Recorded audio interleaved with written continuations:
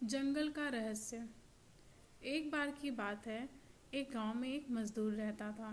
उसके परिवार में उसकी पत्नी और दो बच्चे रहते थे। मजदूर काम करने के लिए गांव के बाहर जाया करता था और काम के बाद जो थोड़े पैसे मिलते थे उसी से वह गुजारा किया करता था। काम से घर लौटते समय रास्ते में एक जंगल पड़ता था।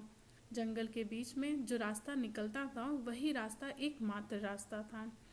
एक दिन काम से लौटते समय उसकी नज़र एक बहुत ही बड़े सांप पर पड़ी। सांप सुनहरे रंग का और काफ़ी बड़ा था। मजदूर ने गांव में अपने दादी और कई बड़े बूढ़ों से ये कहानियां सुनी थी कि जंगल में कहीं खजाना छुपा हुआ है जिसकी रक्षा सुनहरे सांप किया करते थे। मजदूर को सारी बातें याद आने लगीं। तभी सांप को जाता देख मजदूर भी डरते डरते सांप के पीछे पीछा करने लगा। पीछा करते करते मजदूर एक बहुत बड़े गुफा तक पहुंच गया। अरे ये क्या, यह गुफा जंगल में है, कभी दिखाई ही नहीं। मजदूर मन ही मन सोचने लगा। तभी मजदूर ने देखा सांप गुफा में प्रवेश कर रहा है। मजदूर पीछे पीछे गुफा के अंदर चला गया। कुछ दूर अंदर चलने पर उसकी आंखों के सामने बहुत तेज रोशनी पड़ने लगी। अब तक मजदूर समझ चुका था, हो न हो यही खजाने का रास्ता है। वह थोड़ा ही आगे बढ़ा था कि तभी उसने देखा कि सामने बहुत सारा सोना, हीरा, जवाहरात और न जाने क्या क्या रत्न उसकी आंखों के सामने थे।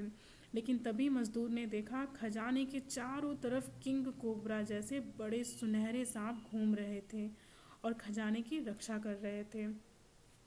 मजदूर ने मन ही मन सोचा कि अगर लालच करूंगा तो जान जाने का खतरा है। वह वहां से चुपचाप घर लौट आया। उसके अंदर खुशी थी कि खजाने का पता उसे मालूम हो चुका था।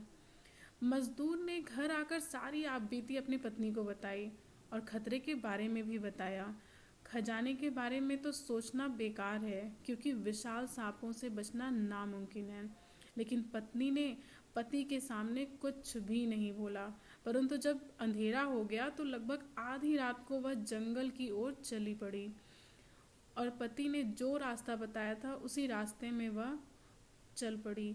वह उसी गुफा के बाहर पहुंच गई।